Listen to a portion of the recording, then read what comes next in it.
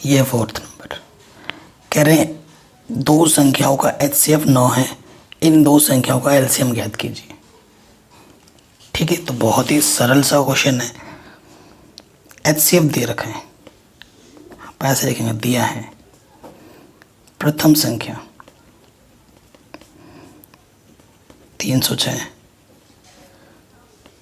द्वितीय संख्या 657, फिर हमें एचसीएफ दे रखा है 9, हमें एलसीएम निकालना है। ठीक है, तो आप क्या लिखोगे? आप लिखोगे हम जानते हैं।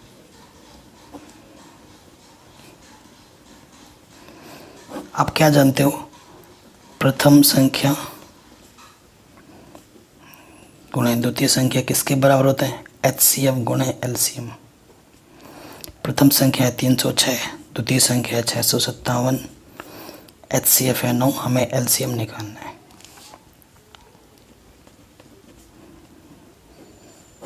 ये 9 गुणे में बराबर के इस तरह के बट्टे में आ जाएगा, तो 9 से भाग दो, 9 तिया 27, 3 बार गया, 3 बचा 36 हो गया, 9 चौको 36। अब हमें क्या करना है? 34 और 657 को आपस में क्या करना है? गुणा कर देना है। ठीक है, गुणा करना आपको आना चाहिए। तो जब आप गुणा करोगे तो आपको कितना मिलेगा? 2 2 3 3 8। ठीक है, गुणा करना तो आता ही होगा, ये आपका आंसर आ जाएगा। गुणा करना आता होगा ना, इस तरीके से लिखते हैं। ये भी बताना नहीं, ये भी अगर बताना पड़े तो बहुत दिक्कत है, क्योंकि ये तो कक्षा 2 3 के बच्चे कर लेंगे, आप तो कक्षा 10 में पढ़ते हो। तो गुणा भाग तो आना चाहिए। मैं फिर बार बार बोल रहा हूँ, अगर आपको गुणा भाग जोड़ घटाना भिन्नों का ये सब नहीं आता है तो मेरे पास बता देना एक बार। ठीक है, सो उससे क्या होगा, आपका बेसिक्स क्लियर करवा दूंगा 1-2 घंटे की वीडियो बनाकर। ठीक है, तो ये हो गया। अब आता है क्वेश्चन नंबर 5। बहुत ही शानदार क्वेश्चन है। कह रहे हैं जांच कीजिए कि क्या किसी प्राकृतिक संख्या n के लिए संख्या 6 की पावर n अंक 0 पर समाप्त हो सकती है। तो कोई भी संख्या हो, यहाँ पर तो 6 की पावर n की बात हो रहा है, अगर यहाँ लिखा होता 12 की पावर n, 4 की पावर n ऐसा लिखा होता, तब आप क्या करते हैं? कुछ भी लिखा हो सकता है अंक में। हमें तो बात 6 की पावर n की करनी है। क्वेश्चन में 6 की जगह पर 12 भी आ सकता था, 4 भी आ सकता था, 10 भी आ सकता था। तो हमेशा एक रिजल्ट याद रखना, रिजल्ट या नियम लिख सकते हो आप। देखो, यदि कोई संख्या 0 पर समाप्त होना चाहती है तो उसका अभाज्य गुणनखंड में कम से कम एक बार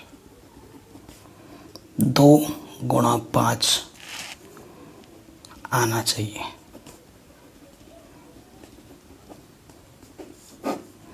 ये नोट हमेशा याद रखना। कोई भी संख्या अगर 0 पर समाप्त होना चाहती है ना, तो अगर उसका हम अभाज्य गुणनखंड करें तो कम से कम एक बार तो 2 आए, कम से कम एक बार तो 5 आए। एक से ज़्यादा बार आए तो चलेगा, लेकिन एक से कम बार नहीं आना चाहिए। ठीक है, अगर सिर्फ 2 होगा तो भी नहीं होगा, सिर्फ 5 होगा तो भी नहीं होगा। 2 और 5 कम से कम एक बार तो होने ही चाहिए, तभी वो संख्या 0 पर समाप्त होगी, अन्यथा नहीं। तो लिखेंगे अतः 6 का गुणनखंड करने पर, तो 6 का गुणनखंड करो, 2 3 6, 3 1 3। तो भाई 2 तो आया, 5 का है, 5 या नहीं है, तो मैंने बोला ना कम से कम एक बार तो चाहिए ही चाहिए। 2 है लेकिन 5 नहीं है, तो ये 0 पर समाप्त नहीं हो सकती। तो अब क्या लिखोगे? चूँकि 6 का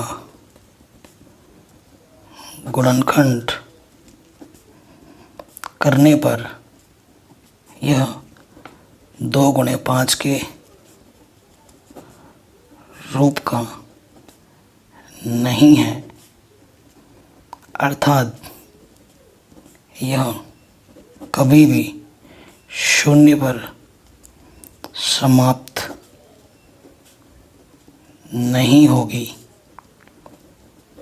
किसी भी प्राकृतिक संख्या n के लिए। ये आपका उत्तर हो जाएगा। और ये शब्द और ये जो मैंने लिखा है इसको जो लिखना ही पड़ेगा, ये सबसे सरल तरीका मैंने लिखा है। पहले रिजल्ट बता देना एग्जामिनर को, देखते ही खुश हो जाएगा, फिर ये करना और फिर ये लिख देना, ठीक है। तुम जब 12 का भी करोगे ना तो ये भी समाप्त नहीं होगा, 4 का भी करोगे तो समाप्त नहीं होगा।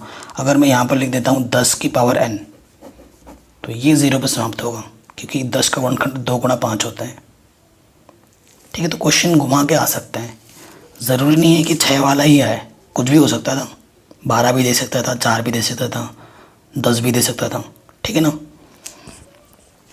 तो बढ़िया क्वेश्चन था, ये भी हो गया हमारा आराम से। अब हम बात करेंगे अगला क्वेश्चन बताने से पहले, एक संख्या होती है भाज्य संख्या और एक होती है अभाज्य संख्या। आपको पता है भाज्य संख्या क्या है और अभाज्य संख्या क्या है, लेकिन आपको परिभाषा नहीं पता। आपको मैं बोलूं तो ये 2, 3, 5, 7, 11, 13 ये क्या है? अभाज्य संख्या। और मैंने यहाँ लिख दिया 4, 10, 9, 6, तो आप बोलोगे ये अभाज्य संख्या है। आपको पता है, लेकिन इनके बीच में जो अंतर है वो आपको बोल नहीं सकते, लेकिन आप पहचान जरूर लेते हो। अभाज्य संख्या क्या होती है? वो संख्या जो सिर्फ खुद से कटे और 1 से कटे। कटे का मतलब विभाजित हो। वो संख्या जो सिर्फ खुद से विभाजित हो और 1 से विभाजित हो। स्वयं और 1। और ये संख्या स्वयं से भी विभाजित होती है, 1 से भी विभाजित होती है, और उसके अलावा किसी और संख्या से भी विभाजित हो जाती है। जैसे 4 किससे कट जाएगा? 2 से। 10 किससे कटेगा? 2 से कटेगा। किससे कटेगा? 5 से कटेगा। 9 किससे कटेगा? 3 से कटेगा। 6 किससे कटेगा? 2 से कटेगा, 3 से कटेगा।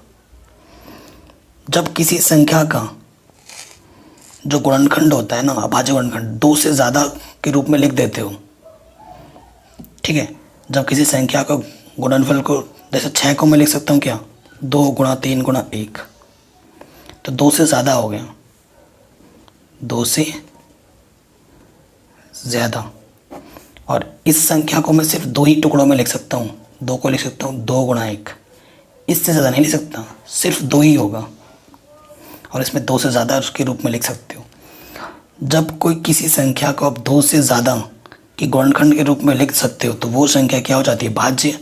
और जब सिर्फ 2 ही रूप में गुणनखंड होता है तो वो होता है अभाज्य। ये मैंने क्यों बताया? क्योंकि इस क्वेश्चन में ज़रूरी है। छठे पार्ट में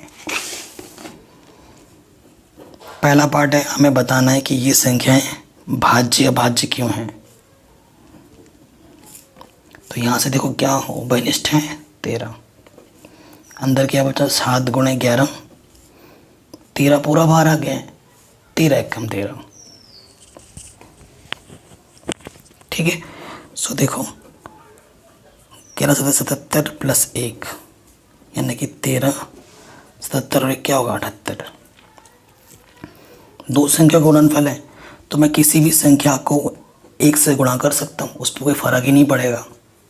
तो इस संख्या को मैंने 2 संख्याओं से ज़्यादा के गुणनफल के रूप में दिखा दिया।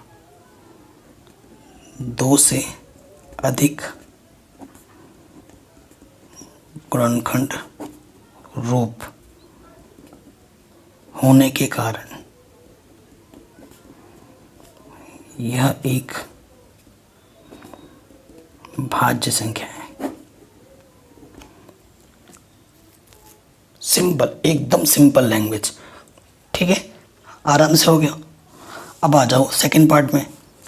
सेकंड पार्ट में, ये तो पहला पार्ट था, सेकंड पार्ट में हमारा 7 गुणा 6 गुणा 5। तो देखो यहाँ 5 है, यहाँ पर भी 5 है, 5 उभयनिष्ठ है, बाहर निकाला। 7 गुणा 6, यहाँ से 4 गुणा 3 गुणा 2, एकम 2, 5 बाहर आ गया, 5 एकम 5,